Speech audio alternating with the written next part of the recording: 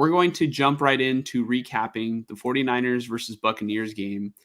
And really, I thought Purdy played excellent. He didn't get the 30 points. I mean, that I was expecting from him. So I mean, really, I hate Purdy because he's making me look bad. I said I was expecting 30 points out of Brock. No, it's okay. I just want to win the game. And, the 49ers went out there. They pretty much, I wouldn't say they like dominated the Buccaneers. The Niners had like firm control of the game for most of the time. But like the Bucs offense was able to get going a little bit, throughout the game. And I think Mike Evans had a touchdown and really, I kind of forget how they got their other touchdown at this point. They did score more than one, right, Mike? Let me double check the box score because it's been 2 days. 49ers versus. I want to say they did. Yeah, but who if I'm scored being the honest, other touchdown? I didn't really get to watch.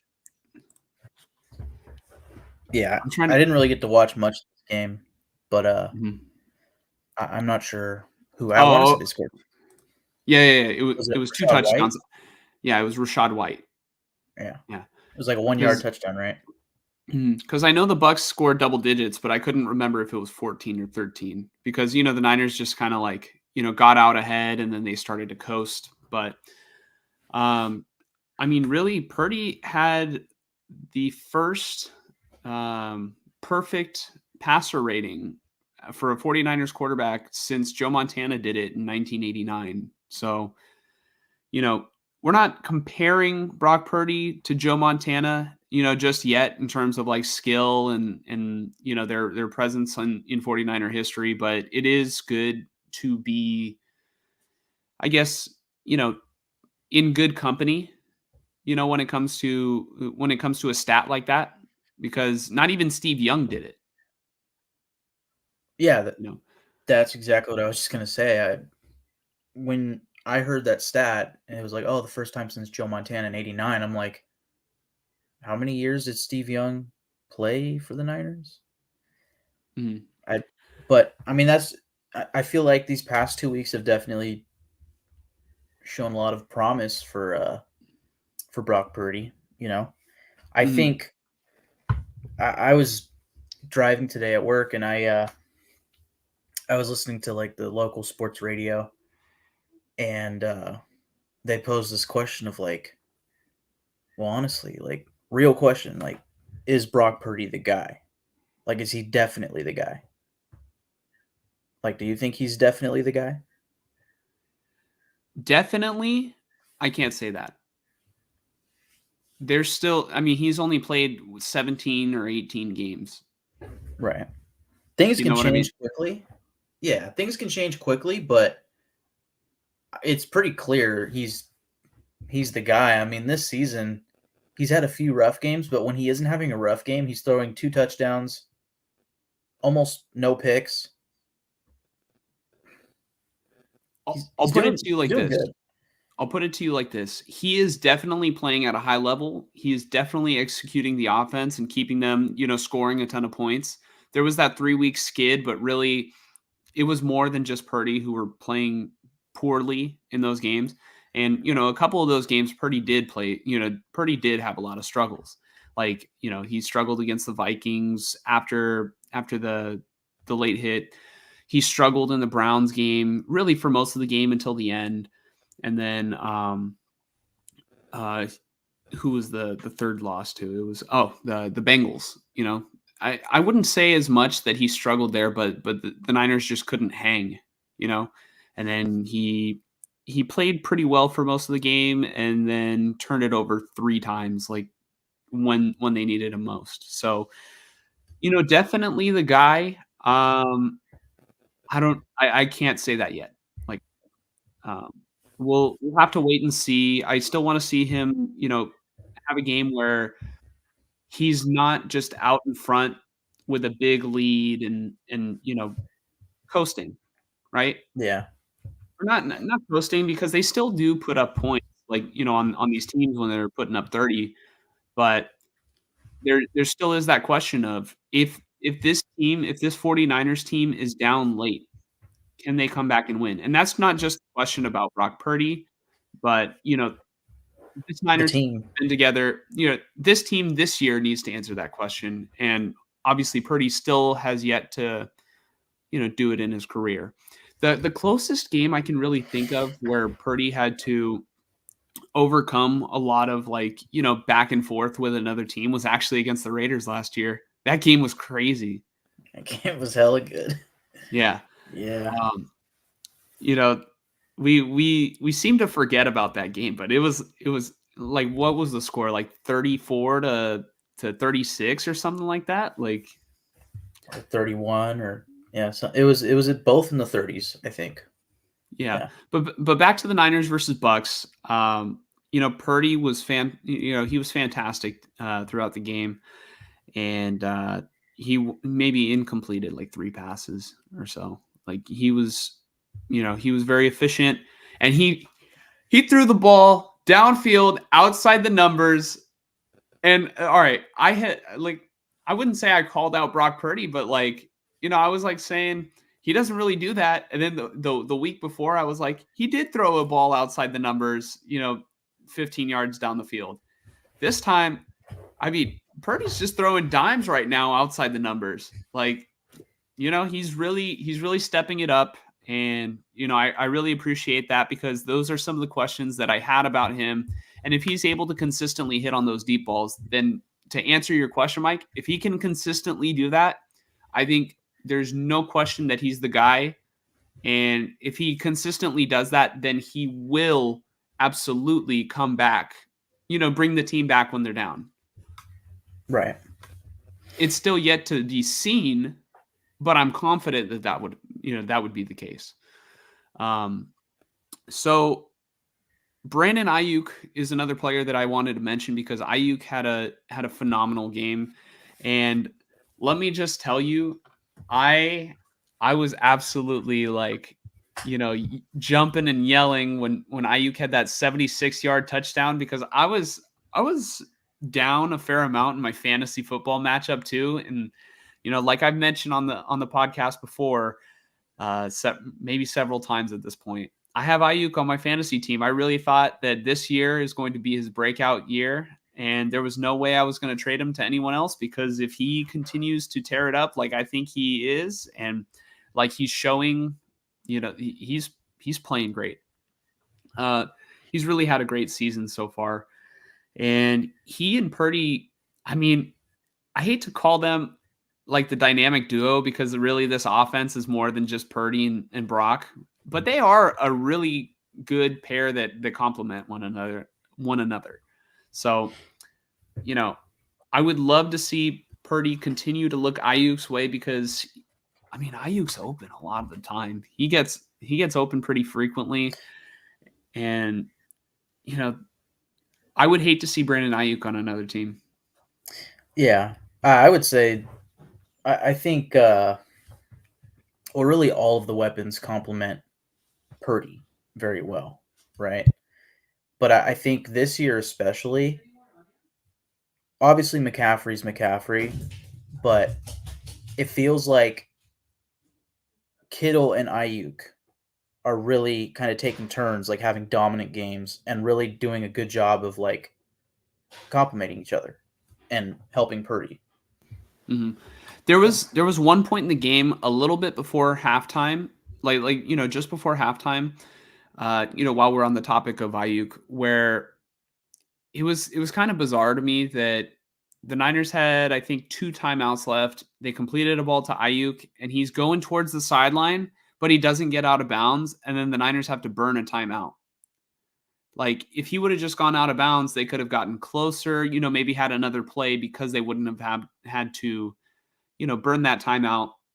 They could have used that, but really it ended up not being a difference in the game. And then last thing I want to talk about is safety Talanoa Hufanga is going to be out for the season with a torn ACL. He had a play where I want to say it was either Rashad White or some other Bucks player, but they they put Hufanga on ice skates, and that was the play where they didn't report the injury at the time, but I saw the way his knee buckled, and I'm like, wow, I'm surprised he's not hurt. And then he came out of the game, and they said that he was in the blue medical tent, and then all of a sudden he's getting carted off. So I was like, well, I mean, not that I put that out into the universe. Like I was literally thinking that in my head, and then like it was just an unfortunate set of circumstances. I really like Hufanga as a player.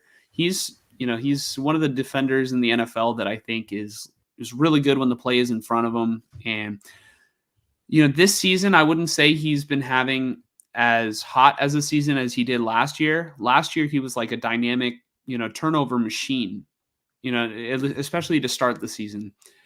But this year he has had a couple missed tackles here and there, but it feels like that has been a common theme to not just Hufanga, but other players on the defense too. But Jair Brown stepped up into the game, and he even had an interception on. It might have been the first drive that he went in, or at some point late in the game. I already forget.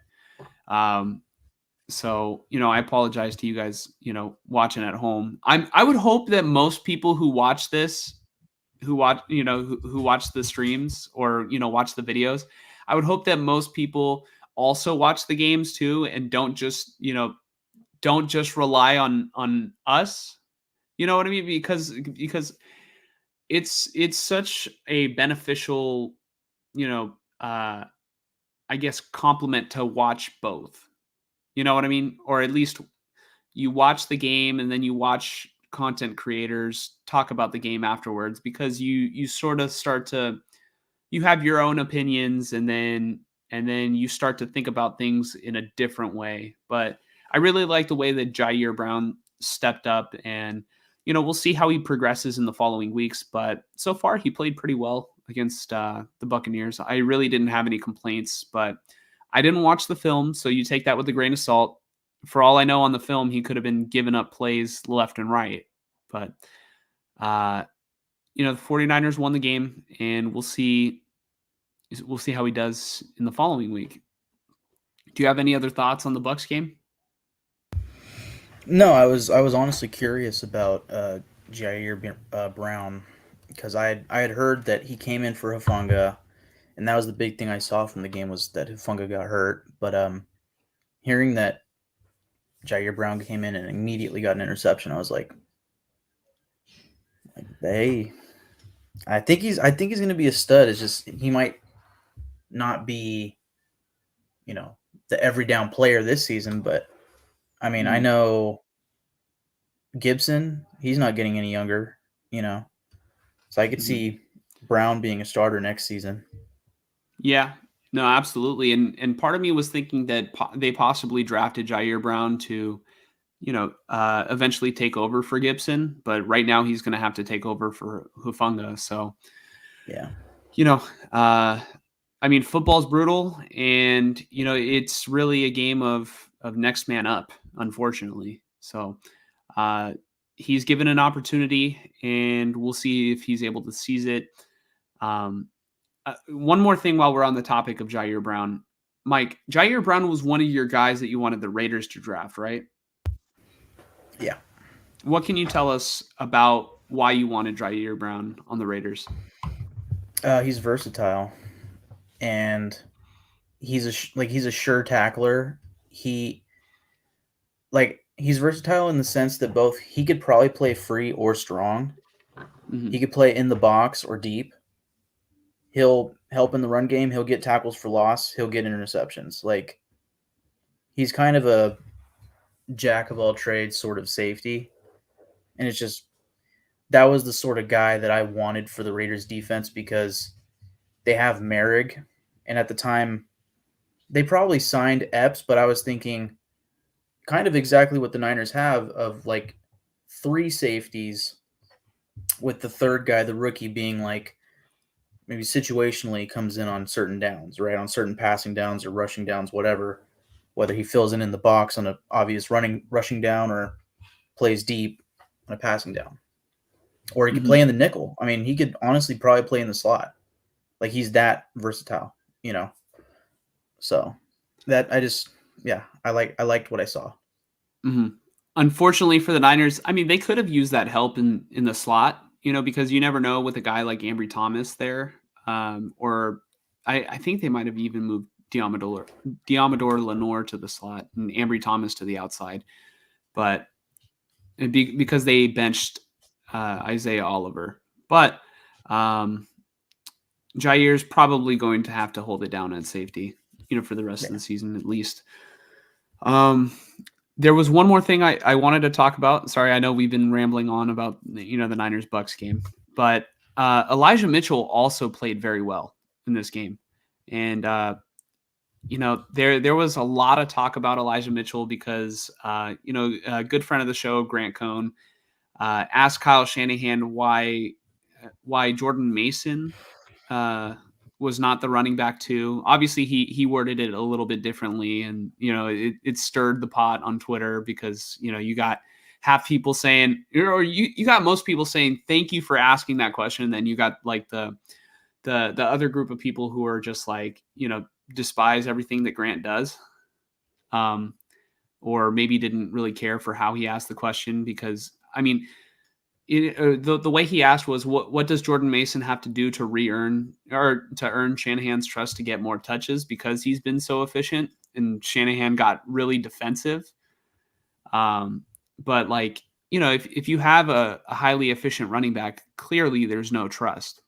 So I don't know why Shanahan took it to heart. Most coaches wouldn't be so standoffish. Most coaches would just say, yeah, he's got to pass protect a little bit better. And then also we have a lot of faith in Elijah Mitchell because, what we see at practice, we think Elijah Mitchell might give us a, better yada, yada, yada. Like literally all you have to do is just, be respectful at the press conference. Don't be standoffish with the media. It's not a good look. But Elijah Mitchell sort of his role at running back 2 was called into question, and he responded with a very strong game where Kyle Shanahan featured him a lot more than he did in like the past several weeks. So I don't know if Shanahan was sending a shot at Grant Cohn. I doubt he thinks about him during the game, but we all thought about it, right? It was like just sort of a coincidence. So props to Elijah Mitchell for stepping up when sort of called into question.